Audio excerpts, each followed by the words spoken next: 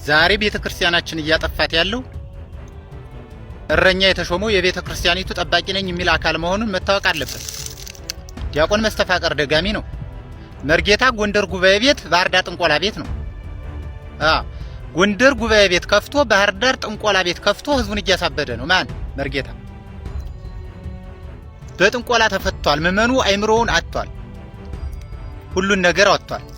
ገንዘቡን አጥቷል። ከሀገሩ ተሰድዷል። የቤተክርስቲያኒቱ አማኞች እንዳያስቡ፣ እንዳይሰሩ፣ እንዳይኖሩ ተደርገዋል። በጥንቆላ ተፈታለች አገሪቱ። ማሰብ የማይችል ትውልድ ፈጥረናል። እርስ በርሱ መስማማት መናበብ የማይችል ትውልድ ፈጥረናል። መግባባት የማይችል ትውልድ በቤተክርስቲያን ፈጥረናል። ደህና ዋልክ ብትለው ዛሬ እግዚአብሔር ይመስገን የሚል የለም፣ ቸር የሚመልስ የለም። ሁሉ ታማሚ ሆኗል። ይህን ማን አደረጉት? የቤተክርስቲያኒቱ ሰዎች። ዛሬ መርጌታ ጠልሰም ጠልሳሚ፣ ጋኔን ሳቢ፣ የአቃቤ ርዕስ የድጓ የቅኔ እየተባለ አስማትን ጋኔንን ተሸክመው የሚዞሩ እህቶቻችን ማን ነው እያሳበዳቸው ያለ? በመስተፋቅር ዲያቆን። የሚቀድስስ ማን ነው? ዲያቆን። ያጋንንትን ምስጋና እግዚአብሔር አይቀበለውም የነሱን። የቤተ ክርስቲያናችን መዋቅር ፈርሷል። ሲኖዶሳችን ፈርሷል። የህዝቡ አንድነት ፈርሷል። ሞራሉ ተልፈልፍሶ ወድቋል። የቤተ ክርስቲያኒቱ የሥነ መለኮት አስተምሮ ደረጃው ወርዷል፣ ተንኮታክቷል። የሃይማኖት ትምህርቱ ሊቃውንት የሉም፣ ተጨፍጭፈው ጠፍተዋል። ዛሬ ጋኔን ሳቢ ኮክ ጠልሰም ጠልሳሚ ነው በቤተ ክርስቲያን ተሰግስጎ ያለው። ሸቃጭ ሙሰኛ ዘራፊ ነው ቤተ ክርስቲያናትን እያወካት ያለው። አንዱ ዘርፎ ሲወጣ አንዱ ዘላለም ከልመና ተወጣች ቤተ ክርስቲያን። የቅዱሳንን ስዕል መንገድ ላይ ዘርግተን በቅዱሳን ስም ለምነን ቤተ ክርስቲያኒቱ እስካሁን ከልመና አልወጣችም። የማንም መለመኛ ናት። ለጥቅም ነው የሚጋፉባት። 150 ሺህ ብር 200 ሺህ ብር እየተሾመ ነው መምህር የሚቀጠርባት ዲያቆን በቤተ ክርስቲያኒቱ ላይ። ዛሬ በየትኛውም መስሪያ ቤት ብትሄዱ ከኢትዮጵያ ኦርቶዶክስ ተዋሕዶ ቤተ ክርስቲያን በላይ የሙስና ጣቢያ እርከን አታገኙ። ከፍተኛው የሙስና ገንዘብ እየተከፈለ ያለ እየተፈጸመባት ያለ ቤተ ክርስቲያን ላይ ነው ዛሬ፣ የመንግስት ተቋማት ላይ አይደለም። ይህንን እያየህ ታዲያ ቤተ ክርስቲያን መሄድ ምን ይሰራል? ምን እናደርግ? ቤተ ክርስቲያን ምን እናደርጋለን? እኛ ከጠንቋዮች ጋር ህብረት የለን፣ ከመተተኞች ጋር ህብረት የለን። ምዕመኑን አሳበዱት። ለኔ ቤተ ክርስቲያን ማለት የሲሚንቶና ያሸዋ ድርድር ማለት አይደለም። ቤተ ክርስቲያን ማለት የኢትዮጵያ ኦርቶዶክስ ተዋሕዶ ቤተ ክርስቲያን ዶግማዋና ቀኖናዋ፣ ክርስቲያኑ ህዝብ የምዕመኑ ደህንነት፣ ህብረት፣ አንድነት ነው። ቤተ ክርስቲያን ማለት የፍቅር አገልግሎት ነው። ጠልሰም ጠልሳሚ ነው ዛሬ በንቅሳትና በቀለበት ምን ተሸክመው እንደሚዞሩ የቤተ ክርስቲያኑ አገልጋዮች ምዕመኑ ሊያውቀው ይገባል። ጸበሉን ምዕመኑን በጸበልና በሆስፒታል አሰደው ጨርሶታል። ተደብቆ ሲጨፍር ነው የምታዩት። ስልኩ ቢፈተሽ ግማሹ መዝሙር ግማሹ ዘፈን ያለበት ከየትኛው ወገን እንደሆነ አይታወቅም። እገሌ ሞተ ሲባል በድር ላለመቀጣት ብቻ መኪና አቅጠልጥሎ ሲሄድ ነው የምታዩት። ሰለቸን፣ ስንናገር መከራ ነው። ስለዚህ አሁንም ካህናት ካላችሁ፣ ዲያቆናት ካላችሁ በዚህ መካከል በመቃብር አፈር በሰው ላይ፣ ትዳር ላይ፣ ስራ ላይ፣ ትምህርት ላይ ድግምት የምትሰሩ፣ ልብስ የምትቆርጡ፣ የተሰጣ ልብስ በመቀስ ወስዳችሁ በጥንቆላ የምታሰሩ፣ ተማሪ የምታፈዙ፣ ነጋዴ የምታከሱ፣ ወጣቱ በረከት እንዳይኖረው የምታደርጉ ከድርጊታችሁ ተቆጠቡ። የተንገበገባችሁለትን ዓለም ጥላችሁ ትሄዳላችሁ። የጓደኛህን ሚስት አትጎትት። 2000 ብር የቤት ሰራተኛ ቀጥረህ ሲኒና ጀበና ሰብረሻል ብለህ የሰራተኛ ደሞዝ አትቁረጥ። ንስሐ ሳትገባ 200 ሺህ ብር ከፍለህ የጌታን መቃብር ለማየት በአውሮፕላን ኢየሩሳሌም አትሂድ። ገንዘብህና ጊዜህ ብቻ ነው የሚባክነው፣ ሌላ የምታገኘው ጥቅም የለም። እመኑ። ስለዚህ በካህናት ላይ ቅድም እንደነገርኳችሁ በቤተ ክርስቲያን አባቶች ላይ በደንብ አድርገህ ስማኝ። ዲያቆንም ቄስም ካለ ደሃና ሀብታም እየመረጡ ንስሐ ልጅ በሚይዙ አባቶች፣ ጸበል ለመርጨት የቆርቆሮ በርና የሀብታም በር በሚይዙ አባቶች፣ በሃይማኖታቸው ላይ በሚቀልዱ አባቶች፣ ለምእመናን መሰናክል በሆኑ አባቶች፣ ቅጥረ ቤተ ክርስቲያንን በተዳፈሩ አባቶች የማይመለስ ሰይፍ ይመጣል ብለዋል አባቶች። በደንብ አድርገህ ስማኝ። ምን ታደርግልህ? መግደል ከሆነ ይሄው የሚጠብቀኝ ድንግል ማርያም ስሙ ታጅቤ በጋርዳ አልሄድም። በግልጽ ነው የምንናገረው። ይሄ ክፉ ትውልድ መስቀል ጫማ ላይ አትሞ የሚረግጥ ክፉ ትውልድ አባቴ ንስሐ ስጡኝ ስትላቸው አንቺ ኃጢአት የለብሽም እኔ ጾምልሻለሁ እያሉ በሰው የሚያሳብቡ ክፉ ትውልድ የአዲስ አበባ ሰዎች ናቸው። ማየለም እንደማይጾሙ ሲባል አይ ለንስሐ አባቴ ነግሬያቸዋለሁ። ውሸታ በሰው ትከሻ ገነት አይገባም። መጀመሪያ ራስን አጥራ። የምን ውሸት የምን መደባበቅ? ጨርሻለሁ። እግዚአብሔር ይችላል በሉ። ማን ይችላል? ማን ይችላል? ስለዚህ አሁን አንድ ቃል ግቡልኝና ጸበል ረጭቻችሁ ሁለተኛውን መልእክት ነግሬያችሁ እሄዳለሁ። መጀመሪያ ከሰው የተጣላን ከዛሬ ጀምሮ እንታረቃለን የምትሉ፣ የሰው ገንዘብ ያለባችሁ እስከ ዛሬ ዓመት እንከፍላለን የምትሉ፣ በማንም ሰው ላይ ቂማኒዝም የምትሉ፣ ይሄንን ጫማ ለልጆቻችሁም ለቤተሰቤም ገዝቼ መስቀል አልረግጥም፣ እግዚአብሔርን እፈራዋለሁ፣ ሃይማኖቴን አከብረዋለሁ የምትሉ እጃችሁን አውጡና ቃል ግቡ። ንግግሬ ገብቷችኋል? ንግግሬ ገብቷችኋል? አልደግሞም። ንግግሬ ገብቷችኋል? በሃይማኖቴ በሉ። በሃይማኖቴ አልዋሽም፣ መስቀል አልረግጥም፣ ከእግዚአብሔር ጋር አልጣላም፣ በሰው ላይ ቂም ይዤ አልጾምም፣ የበደለኝን የበደልኩትን ይቅርታ ብዬ እጾማለሁ። ምስክሬ እግዚአብሔር ነው። ምስክሬ ማን ነው? ምስክሬ ማን ነው? እናንተን ሚስቶች ራቁታችሁን ለኔ ክብር፣ ለኔ ባልሽ፣ ለኔ ፍቅር ብለሽ አደባባይ ላይ ውጭልኝ የምትል ባል ያበደ ነው የምትል፣ የኔና ያንተ አምላክ ግን ስጋው አልቆ አጥንቱ እስከሚቆጠር በመስቀል ላይ ውሏል። ለፍቅር የተከፈለ ዋጋ ነው ይሄ። አብይ ጾም ዝም ብሎ አይጸም። እውነቴን ነው። የነክሲያን አባቶችም እጃችሁን ቆጥቡ፣ ስራት ማሱ፣ ቅጠላት በጥሱ፣ የመቃብር አፈር አትርጩ፣ ሰውን ባጋንንት አትሰሩ። 60 ዓመት 40 ዓመት መቼ እንደምንሞት ማንም ሰው ሊያውቅ አይችልም። እኔ ከዚህ 20 ደቂቃ በኋላ አንገናኝም፣ ሩቅ ነው ያለሁት። ስለዚህ ይህን መልእክት ለማዳረስ የመጣሁት ይበቃናል። ጸሎት አድርገን እንለያያለን። የሰላም አምላክ የፍቅር ባለቤት እግዚአብሔር ከሁላችንም ጋር ይሁን። ሀገራችንን ኢትዮጵያን እግዚአብሔር አሁንም ይጠብቃት። በዓይናችን ረሃብን፣ ጦርነትን፣ መከራን እግዚአብሔር አያሳየን። ሕፃናት በሰላም ይደጉ፣ አዛውንቶች በቀያቸው ይጦሩ። ቤተ ክርስቲያንና ካህናትን አንድ ያድርጋቸው። በስልጣን በገንዘብ በሃይማኖት የተከፋፈሉ በዚህ ዓለም ወጥመድ ውስጥ የገቡ የቤተ ክርስቲያን አባቶችን እርስ በርስ አልግባባ ያሉትን መንፈስ ቅዱስ በመሃላቸው ላይ ይግባ። እናንተም ከሕይወታችሁ ጋር አላስማማ ያላችሁን ነገር እግዚአብሔር አምላክ ያንሳላችሁ። ጾም የሚጾመው የዱር አውሬው ጉሬዛ በኢትዮጵያ የሚገኘው አስገራሚ ፍጥረትም አንዳንድ የተፈጥሮ ሚስጥር ናትም። የሰው ልጅ ተመራምሮ ሊደርስባቸው የማይችሉ አስገራሚ ነገሮች አሉ።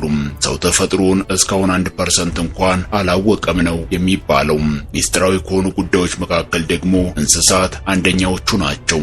በዛሬው ዝግጅታችን በኢትዮጵያ ውስጥ በዋነኝነት በእምነት ቦታዎች ውስጥ ስለሚኖሩት አስገራሚ እንስሳቶች እንነግራችኋለን። እነዚህ አካባቢዎች የእስላም የክርስቲያኑን ጾም በመጾምና በዓላትን በማክበርም ይታወቃሉ።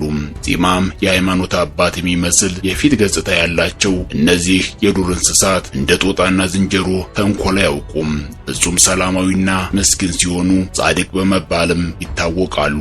ስለ አስገራሚዎቹ የጉሬዛ እንስሳት ድንቅ ዝግጅት ይዘንላችሁ ቀርበናል። እስከ ፍጻሜው ድረስ አብራችሁን ቆዩም። በሀገራችን ዝምተኛው ጻድቅ ተንኮል የሚያውቅ ባህታዊና በመሰል ስሞች ይጠራል። ሲያዩትም የሃይማኖት ሰው የሚመስል እርጋታና ገጽታ አለው።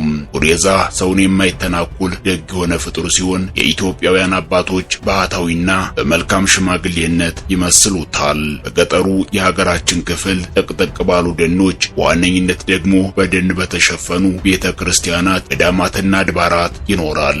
ከዛፍ ዛፍ በመዝለል ቅጠልን እየተመገበ ይኖራል። የገበሬዎችን እህል እንደ ጦጣና ዝንጀሮ አያወድምም። ለዚህም ነው ከጦጣ የዋለ ጉሬዛ እህል ፈጅቶ ገባ የሚል አማርኛ አባባል ያለው። ጦጣ ካላለመደችው በስተቀረ ጉሬዛ በተፈጥሮው የገበሬ ማሳ አያወድምም። እጅግ ገራምና ታጋሽ ነው። ከዛፍ ዛፍ በመዝለል እዚያው ውሎ ያድራል። ሰዎችን በብዙ የማይሸሽ ሲሆን ወደ ምድር ወርዶም ከሰዎች ጋር ይግባባል። በገዳማት መነኮሳት ምግባቸውን በእጃቸው ይሰጡታል። ተቀብሎ የተሰጠውን ብቻ ይመገባል። በሃይማኖት ቦታዎች ሲኖር ብዙ ጊዜ ውሃ የሚያገኘው ከሰዎች ነው። አንዳንዴ ወንዝ ወርዶም ይጠጣል። ጉሬዛ እጅግ የሚያስገርመው ጾም በሆነበት ዕለት ምንም አይነት ምግብ የማይመገብ መሆኑ ነው። ጉሬዛው እሁድ የረፍት ቀኑ ሲሆን ዕለቱን ምንም አይነት ቅጠል ሳይበጥስ አክብሮ ይውላል። ይህ በሳይንሱ ለሚመራመረው ዓለም በቀላሉ ላይ ገበው ይችላል። አንድ የዱር እንስሳ ጾም አውቆ ይጾማል፣ በበዓል ቀን አክብሮ ይውላል ቢባል ሰው ሞኝነት ይመስለው ይችላል። ነገር ግን ይህ እውነታ ነው። በተለይ ጉሬዛዎች ባሉበት አካባቢ የሚኖሩ ሰዎች በትክክል ይህንን ያውቃሉ። ጉሬዛ ይጾማል፣ በዓል ያከብራል። የበዓል ዕለት ቅጠል የማይበጥስ ሲሆን ነገ በዓል ከሆነ ዛሬ የሚበላውን ቅጠል ሸምጥጦ ያሳድርና ይመገባል። ቤቱ ዛፍ ላይ ነው። ባጭሩ ጉሬዛ ዛፍ ላይ የሚኖር እንስሳ ነው። በግንባሩ በጉንጮቹና በአገጩ ላይ ነጭ ጸጉር አለው። በጅራቱ ጫፍና በጎኑ ነጭ አለው። በተረፈ ጸጉሩ ጥቁር ነው። ዋነኛ ምግቡ ቅጠላ ቅጠሎችና በተጨማሪም ፍራፍሬዎች ናቸው። ጉሬዛዎች ብዙውን ጊዜ የሚበሉት ቅጠል ሲሆን አንዳንዴ ያልበሰሉ ፍራፍሬዎችንና እንቡጦችን ሲያገኙም ይበላሉ።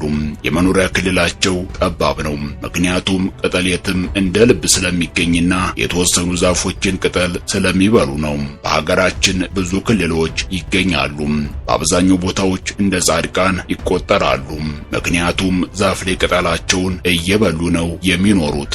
እናም ቤተክርስቲያን አካባቢ የተከዙ መስለው ብዙ ሳይንቀሳቀሱ ስለሚታዩና የባህታዊን የመሰለ እይታ ስላላቸው ሊሆን ይችላል። ሆኖም ኢልባቡር ውስጥ ሰብል ከሚያጠፉ የጦጣ ዘሮች ውስጥ ጉሬዛዎችም የሚጠቃለሉ ሆነዋል ይባላል። ስለዚህ እዚያ ጻድቃን የሚላቸው የለም። ነገር ግን በአጠቃላይ ሲታይ ጉሬዛዎች መልካም ባህሪ ያላቸው ናቸው። በኢትዮጵያ ያለው ጉሬዛ ከአፍሪካ ጉሬዛ አስተኒዎች ሁሉ ተለቅ ያሉ፣ ሴቶቹ በአማካኝ 9.2 ኪሎ ግራም ሲመዝኑ ወንዶቹ ደግሞ 13.5 ኪሎ ግራም የሚመዝኑ ዛፍ ላይ የሚኖሩ እንስሳቶች ናቸው። ዋነኛ ምግቡ ቅጠላ ቅጠልና በተጨማሪም ፍራፍሬዎችን ነው። ብዙውን ጊዜ የሚበሉት ቅጠል ሲሆን አንዳንዴ ያልበሰሉ ፍራፍሬዎችና እንቡጦችንም ሲያገኙ ይበላሉ። በግንባሩ በጉንጮቹና በአገጩ ላይ ነጭ ጸጉር አለው። በጅራቱ ጫፍና በጎኑ ነጭ አለው። በተረፈ ጸጉሩ ጥቁር ነው።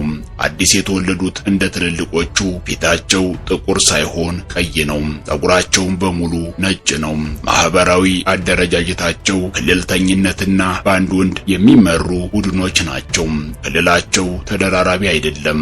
አንድ አይነተኛ ጉሬዛ ቡድን ከ6 እስከ 10 አባላት ይኖሩታል። ይህ ልጆቻቸውንም ጨምሮ ነው። አንዳንዴ ብቸኛ ወንዶች ይገኛሉ።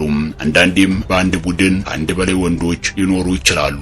በጠባብ ክልል መኖራቸው ከላይ ተገልጿል። ድንበራቸው ግልጽና በቅርብ የሚቆጣጠሩት ነው። በግምት ወደ 5 ሄክታር ግድም ይሆናል። በአንድ ካሬ ኪሎ ሜትር ከ200 እስከ 500 ጉሬዛዎች ሊኖሩ ይችላሉ። የጉሬዛዎችን ቡድን አካላዊም ሆነ ከማህበራዊ አቅጣጫ የተቀራረቡ ናቸው። ጉሬዛዎች ብዙም ሳይንቀሳቀሱ የሚበቃቸውን ያክል ቅጠላቸውን ስለሚበሉ የቡድናቸው አባላት ተሰባስበው ይኖራሉ። በመካከላቸው እጅግም ጸብ የለም። በተቃራኒው ብዙ ጊዜ እርስ በርስ ስለሚቀማመሉ ያለው ወዳጅነት ብቻ ነው ማለት ይቻላል። ልጆች ሲወለዱ ገና ፊታቸው ሳይጠቁርና ጸጉራቸው ነጭ እያለ ከእናትየዋ ሌላ ሌሎችንም የቡድን አባላት በተለይ ሴቶቹ ይይዟቸዋል። ለሕፃኖቹ የሚሰጠው ፍቅር ፊታቸው ሲጠቁር እድሜያቸው ወደ 4 ወር ግድም ሲሆን ያበቃል። ጉሬዛዎች በየዕለቱ ከ2 እስከ 3 ኪሎ ግራም የሚመዝን ቅጠላቅጠልና ሌሎች የእጽዋት ክፍሎችን ይመገባሉ። የክብደታቸውን ሩብ 1/4 ወይም 1/3 ያህል መሆኑ ነው። መመገብ የጊዜያቸውን 30% ይወስዳል። ከተርዋ ጦጣ ጋር ሲነጻጸር ጦጣ ለምግብ የምታጠፈው ጊዜ 47% ነው። ጉሬዛዎች ሲመገቡ 99% አንድ ቦታ ተቀምጠው ነው። እንደ ጦጣና ዝንጀሮች እርስ በርስ አይደባደቡም፣ ስስትም የለባቸውም። የያዙትን ምግብ በእርጋታና በቀስታ ይመገባሉ። ጉሬዛዎች ካላቸው የእርስ በርስ መግባቢያ መንገድ አንዱ ድምጽ ነው። ለተለያዩ ጉዳዮች የሚውሉ 5 አይነት ድምጾች አሏቸው። በብዛት በሚገኙባቸው ስፍራዎች እንደሚታወቀው በጠዋት የሚያሰሙት ከፍተኛ ድምጽ በማህበር ከመሆኑ ጋር ተዳምሮ እንግዳ ስሜት ይፈጥራል። አልፎ አልፎ ዋነኛዎቹ ወንዶች ከጎረቤት ወንዶች ጋር ግጭቶችን ያደርጋሉ። ግን ያን ያክል እንደ ዝንጀሮዎችና ጦጣዎች የቡድን ጸብ አያካሂዱም። ጉሬዛዎች የተለየ የመዋለጃ ወቅት የላቸውም። ሆኖም ግን ብዙዎቹ በክረምት ወራት ይወልዳሉ። የእርግዝና ርዝመት 6 ወር ሲሆን አንዲት ሴት በየ20 ወራት በአማካኝ ትወልዳለች። ለአካለ መጠን ለመድረስ 4 እስከ 6 ዓመቶች ይፈጅባቸዋል። ነጭ ሆነው የተወለዱት ሕፃናት 14 ከ14 እስከ 17 ሳምንት በሆነ ጊዜ የትልልቆቹ ቀለም ይኖራቸዋል። ጉሬዛዎች ልጆቻቸውን ወዳቸው ላይ ለጥፈው ነው የሚጓዙትም። በ5 ሳምንት እድሜያቸው በግላቸው መሄድ ቢጀምሩም 8 ወር እስኪሞላቸው እናታቸው ላይ መለጠፋቸውን ይቀጥላሉ። እድሜያቸው ከ23 እስከ 25 ሳምንት ሲሞላ እናቶች ይተዋቸዋል። 50 ሳምንት ሲሞላቸው ሙሉ ለሙሉ በግላቸው ቢሆኑም በመኝታ ጊዜ ከእናታቸው ጉያ አይርቁም። ጉሬዛዎች ሌላም ጥበብ አላቸው። ጉሬዛዎች መድኃኒት አዋቂዎች መሆናቸውን ሳይንሱ ጭምር አረጋግጧል። ጉሬዛዎቹ አዘውትረው ከሚመገቧቸው ተክሎች መካከል 4ቱ መርዛማ ኬሚካሎችን ከማስወገድ ጀምሮ እስከ ጽንስ መጸነስ አለመቻል ላሉ ችግሮች መፍትሄ ስለመሆናቸው ሳይንቲስቶችም አረጋግጠዋል። በእጽዋት ብዝሃ ሕይወት ሀብት ከሚታወቁት መካከል አንዷ በሆነችው አፍሪካን ለሰው ልጅ ህመሞች ፈዋሽ የሆኑ በሽታዎችን ለማከም እንደ ጉሬዛ ያሉ እንስሳቶችን ሳይንቲስቶች ይከታተላሉ። ተመራማሪዎች ጉሬዛዎች አዘውትረው የሚመገቧቸውን እጽዋት እየተከታተሉ በመመዝገብ ላይ ናቸው። እንስሳዎቹ ፈልገው ይመገቧቸዋል የተባሉ እጽዋቶችን በገጠራማ አካባቢ የሚኖሩ ሰዎች ህመም ሲሰማቸው የሚወስዷቸው ናቸው። ቢቢሲ እንደዘገበው እስካሁን ጉሬዛ አፈላልጎ ሲመገባቸው ከታዩ እጽዋት ውስጥ 4ቱ በተመራማሪዎች ተለይተዋል። ተመራማሪዎቹ እጽዋቱ ላይ ባደረጉት ምርምር በሰው ልጆች የሰውነት አካል ውስጥ ያሉ መርዛማ ኬሚካሎችን ለማስወገድ የሚጠቅሙ ሆነው ተገኝተዋል። ይኸው ጉሬዛ የተሰኘው የዱር እንስሳ አዘወትሮ ከሚመገበው እጽ ውስጥም በመድኃኒት መላመድ ምክንያት የሚጎለብቱ ባክቴሪያዎችን የማጥፋት አቅም እንዳለውም ተመራማሪዎቹ ተናግረዋል። የአካባቢው ማህበረሰቦችን ባካተተ መልኩ እየተካሄደ ያለው ይህ መድኃኒቶችን ከእጽዋት ውስጥ የመፈለግ ሂደት የሆድ ውስጥ በሽታዎችን ጨምሮ እስከ ልጅ መውለድ ላልቻሉ ሰዎች መፍትሄ ይሆናሉም ተብሏል። ጉሬዛዎች ዛፍ በሌለበት ቦታ አይኖሩም።